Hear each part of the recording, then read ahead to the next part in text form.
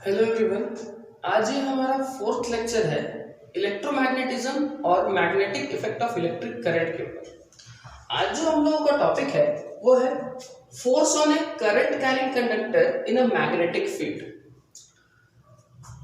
देखिए, जब भी हम लोग किसी भी मैग्नेटिक फील्ड के अंदर एक करंट कैरिंग कंडक्टर को ले आएंगे तो करंट कैरिंग कंडक्टर जो है वो थोड़ा मोशन करने लग जाता है, थोड़ा हिलने लग जाता है अपने जगह पे। ठीक है, उसके बारे में आज पढ़ते हैं। तो इसको सबसे पहले लॉरेंट्ज नाम के साइंटिस्ट ने बताया था। तो कभी कभी लॉरेंट्ज एक्सपेरिमेंट के नाम से भी इसको फेमस बोल दिया जाता है कि लॉरेंट्ज एक्सपेरिमेंट है। देखिए, लॉरेंट्ज ने क्या किया था, उन्होंने पहले एक स्टैंड लिया, उस स्टैंड में दो थ्रेड्स बांधे, स्टैंड लेकर के दो थ्रेड्स बांधे और उस पे एक करंट कैरिंग, ये जो ब्लैक वाला आपको दिख रहा है, एक करंट कैरिंग कंडक्टर है, एक करंट कैरिंग कंडक्टर को उस पे बांधा। ठीक है, उसके बाद उन्होंने इस करंट कैरिंग कंडक्टर को बैटरी से जोड़ा और उसमें से इलेक्ट्रिक करंट पास कराया। ये पॉजिटिव टर्मिनल, नेगेटिव टर्मिनल, उनको पता है करंट जो है पॉजिटिव से नेगेटिव बहता है। तो इसको करंट कैरिंग कंडक्टर को बैटरी से जोड़ करके इससे करंट पास करवाया। फिर वो जो थे एक हॉर्स शू मैग्नेट ले आए। ठीक है, ये देखिए हॉर्स शू मैग्नेट है ये। ठीक है, हॉर्स शू मैग्नेट ला करके, मान लीजिए करंट कैरिंग कंडक्टर है, करंट इधर बह रहा है, तो हॉर्स शू मैग्नेट ला करके उस पर ऐसे इस तरीके से रख दिए। ठीक है, इस तरीके से रखना है कि जो करंट का डायरेक्शन है और जो मैग्नेटिक फील्ड है, देखिए ये हॉर्स शू मैग्नेट का नॉर्थ पोल, ये साउथ पोल, तो मैग्नेटिक फील्ड लाइंस कैसे बनेगा, नॉर्थ टू साउथ, पता है हम लोगों को। तो जो करंट का डायरेक्शन है और जो मैग्नेटिक फील्ड का डायरेक्शन है वो दोनों एक दूसरे के परपेंडिकुलर। देखिए करंट इधर और हॉर्स शू मैग्नेट ऐसे, तो मैग्नेटिक फील्ड का डायरेक्शन इधर। देखिए करंट और मैग्नेटिक फील्ड एक दूसरे का परपेंडिकुलर, यहाँ पे 90 डिग्री बनेगा। ठीक है, तो इस तरीके से रखना है कि करंट और जो मैग्नेटिक फील्ड है वो दोनों एक दूसरे के परपेंडिकुलर है। ठीक है, तो देखा गया कि जब भी इसमें इस करंट कैरिंग कंडक्टर को मैग्नेटिक फील्ड के बीच में रखा गया तो ये करंट कैरिंग कंडक्टर जो है ना, ये मोशन करने लगा, थोड़ा अपने जगह पे हिलने लगा। ठीक है, अब अगर ये मोशन करने लगा तो जाहिर सा बात है कि इस पे कोई ना कोई फोर्स लग रहा होगा, तभी तो मोशन करेगा। अगर एक ऑब्जेक्ट है, जब तक इस ऑब्जेक्ट के ऊपर हम कोई एक्सटर्नल फोर्स नहीं लगाएंगे तब तक तो ये मोशन नहीं करेगा। अगर इसको मोशन करवाना है तो मेरे को जैसे धक्का देना पड़ेगा इसको। तो इसी तरीके से यहाँ भी जब तक इसमें कोई फोर्स नहीं लगेगा तब तक ये मोशन नहीं करेगा। तो इसका मतलब इसमें कोई ना कोई फोर्स तो लग रहा है। तो इस फोर्स का हम लोग नाम दे दिए लॉरेंट्ज फोर्स, क्योंकि लॉरेंट्ज नाम के साइंटिस्ट ने इसे खोजा था, इसलिए इस फोर्स का नाम दे दिया लॉरेंट्ज फोर्स। लॉरेंट्ज फोर्स क्या है, जब भी किसी मैग्नेटिक फील्ड के बीच में किसी करंट कैरिंग कंडक्टर को इस तरीके से रखा जाएगा कि जो मैग्नेटिक फील्ड है और जो करंट है, करंट का जो डायरेक्शन है वो दोनों परपेंडिकुलर हो, तो वो जो करंट कैरिंग कंडक्टर है वो कोई फोर्स फील करेगा, मोशन करेगा फोर्स के वजह से, और जो फोर्स फील करेगा उसी को हम लोग बोलते हैं लॉरेंट्ज फोर्स। ठीक है, यहां तक तो बात समझ में आ गया कि ठीक है लॉरेंट्ज फोर्स होता है। अब बात यहाँ ये है, सवाल ये उठता है कि ठीक है फोर्स तो फील करेगा, लेकिन ये जो फोर्स होगा इसका मैग्नीट्यूड कितना होगा, इसका मैग्नीट्यूड कितना होगा। फोर्स है तो 20 न्यूटन का फोर्स होगा कि 50 न्यूटन का फोर्स होगा कि 100 न्यूटन का फोर्स होगा, ये कैसे पता चलेगा, मैग्नीट्यूड कितना होगा। और दूसरा बात कि फोर्स का डायरेक्शन कितना होगा, किस डायरेक्शन में फोर्स जो है काम करेगा, मतलब कि ये जो करंट कैरिंग कंडक्टर है ये किस डायरेक्शन में मोशन करेगा, इधर करेगा, इधर करेगा, नीचे ऊपर, किस डायरेक्शन में। तो करंट कैरिंग कंडक्टर का मोशन किधर होगा, मतलब डायरेक्शन पता करना है मेरे को, और मैग्नीट्यूड फोर्स का पता करना है। ठीक है, यहां तक कोई दिक्कत नहीं। तो ये दोनों हम लोग पता करेंगे अभी, लेकिन अभी समझ में आया कि लॉरेंट्ज फोर्स क्या होता है। लॉरेंट्ज फोर्स क्या होता है, when a current carrying conductor is placed in a magnetic field lines, then it experiences a force known as Lorentz force. जब भी किसी करंट कैरी कंडक्टर को हम लोग मैग्नेटिक फील्ड के अंदर रखेंगे तो वो एक फोर्स एक्सपीरियंस करेगा, उसी फोर्स को हम लोग बोलते हैं लॉरेंट्ज फोर्स। इतना नोट कीजिए, उसके बाद हम लोग मैग्नीट्यूड और डायरेक्शन के बारे में पढ़ेंगे। तो अब जो हमारा नेक्स्ट टॉपिक है वो है मैग्नीट्यूड ऑफ फोर्स के बारे में, कि मैग्नीट्यूड ऑफ फोर्स कितना होगा, ये कैसे पता चलेगा। ये जो फोर्स है ये लॉरेंट्ज फोर्स ही है, ठीक। तो मैग्नीट्यूड ऑफ फोर्स कैसे पता चलेगा, देखिए जब ये एक्सपेरिमेंट किया जा रहा था, लॉरेंट्ज जब ये एक्सपेरिमेंट कर रहे थे तो उन्होंने कुछ बातें नोट की। पहला बात कि फोर्स इज डायरेक्टली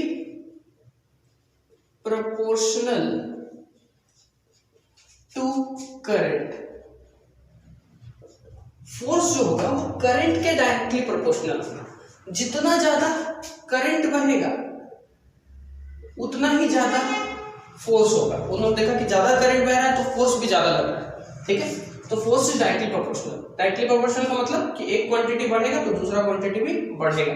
तो जितना ज्यादा करंट बहेगा कंडक्टर में से उतना ही ज्यादा उस पर फोर्स भी लगेगा। दूसरी बात उन्होंने ये देखा कि force is directly proportional to magnetic field lines. Magnetic field lines को जब हम लोग बढ़ाए तो फोर्स भी बढ़ा। जितना ज्यादा फोर्स उतना ज्यादा, जितना ज्यादा मैग्नेटिक फील्ड लाइंस उतना ज्यादा फोर्स, ठीक है। जितना ज्यादा मैग्नेटिक फील्ड लाइंस उतना ज्यादा फोर्स। अब मैग्नेटिक फील्ड लाइंस को कैसे बढ़ाएंगे, ये पीछे के वीडियोस में हमने बताया है, जाके एक बार चेक कर लीजिए। तो मैग्नेटिक फील्ड लाइंस जितना ज्यादा होगा फोर्स भी उतना ही ज्यादा होगा। और जो तीसरा बात था वो था कि force is directly proportional to length of conductor.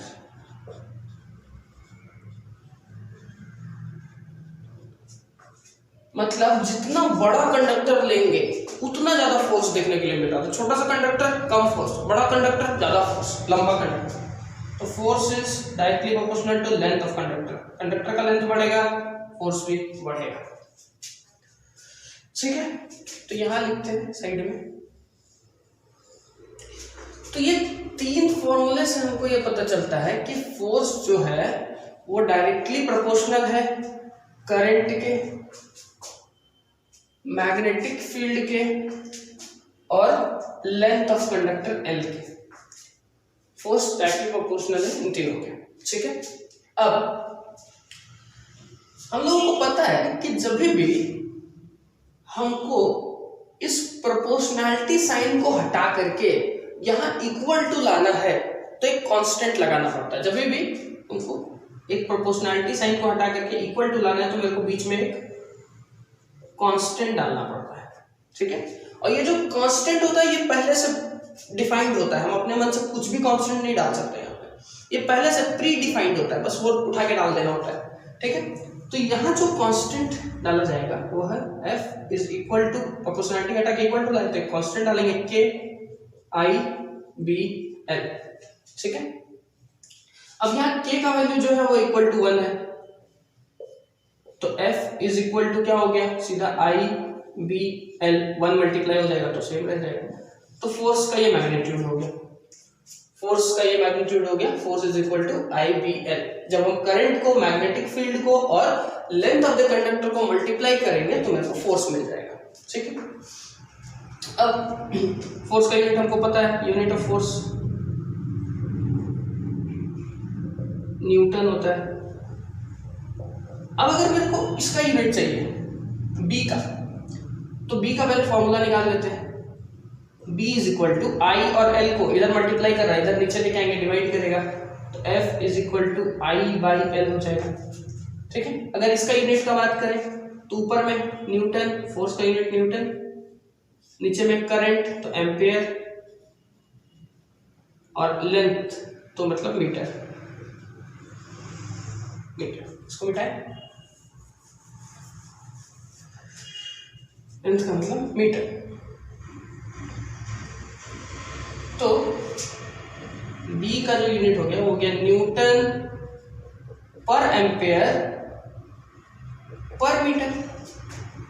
इसी को हम एक नया नाम दे दिए टेस्ला। ठीक है, तो मैग्नेटिक फील्ड लाइंस का जो यूनिट होता है वो होता है टेस्ला। ओके, तो ये हुआ मैग्नीट्यूड ऑफ फोर्स के बारे में कि फोर्स कितना लगेगा, कितना फोर्स लगेगा, IBL के बराबर। करंट, मैग्नेटिक फील्ड लाइंस और लेंथ ऑफ द कंडक्टर को जब मल्टीप्लाई करेंगे तो फोर्स निकलेगा। ठीक है, इतना नोट कर लीजिए, फिर डायरेक्शन ऑफ द फोर्स के बारे में पढ़ते हैं।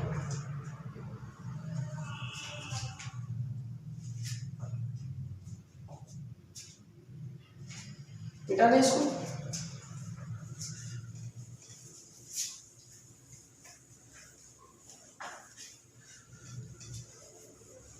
अब देखिए,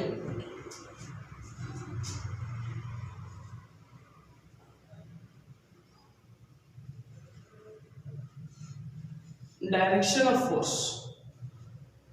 डायरेक्शन ऑफ फोर्स जो है वो हमको मिलेगा फ्लेमिंग्स लेफ्ट हैंड रूल से। फ्लेमिंग्स लेफ्ट हैंड रूल से। फ्लेमिंग्स लेफ्ट हैंड रूल हमको क्या बोलता है? फ्लेमिंग्स लेफ्ट हैंड रूल बोलता है कि अपने लेफ्ट हैंड के फोर फिंगर को, मिडिल फिंगर को और थंब को ऐसे अरेंज कीजिए, ऐसे अरेंज कीजिए कि तीनों एक दूसरे के म्यूचुअली परपेंडिकुलर हो, तीनों एक दूसरे के परपेंडिकुलर हो। देखिए, ये दोनों एक दूसरे से परपेंडिकुलर यहाँ पे, ये दोनों एक दूसरे से परपेंडिकुलर यहाँ पे, और आप ध्यान से देखिए इसको और इसको, तो ये भी यहाँ पे एक परपेंडिकुलर बना रहे हैं, तो तीनों एक दूसरे से परपेंडिकुलर हो। तो फ्लेमिंग्स लेफ्ट हैंड रूल के अनुसार अगर हमारा जो मिडिल फिंगर है ये हमको करंट का डायरेक्शन देगा, ठीक है, हमारा जो फोर फिंगर है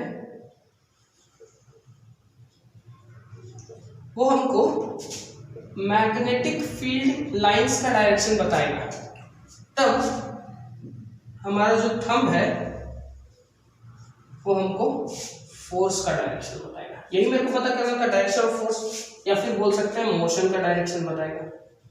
जाहिर सा बात है, जिस डायरेक्शन में फोर्स होगा उसी डायरेक्शन में मोशन होगा। हम धक्का इधर देंगे तो आदमी इधर ही गिरेगा, इधर तो गिरेगा नहीं।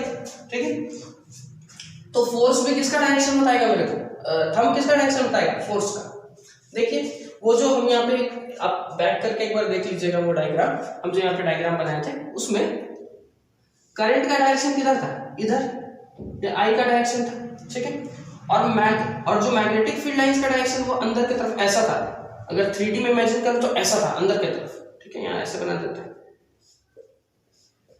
तो देखिए, लेफ्ट हैंड को बैठिए, तो करंट का डायरेक्शन किधर? ये करंट बताता है मिडिल फिंगर, ये करंट का डायरेक्शन उधर, ये जो है हम लोगों को मैग्नेटिक फील्ड लाइंस का डायरेक्शन उधर अंदर की तरफ। तो मोशन किधर होगा? ऊपर, मतलब कंडक्टर किधर मूव करेगा? ऊपर, ऐसे ऊपर की तरफ मोशन होगा, ऊपर मोशन होगा। ठीक है, तो आज का लेक्चर यहीं पे खत्म होता है। पढ़ाई करते रहिए। All the best.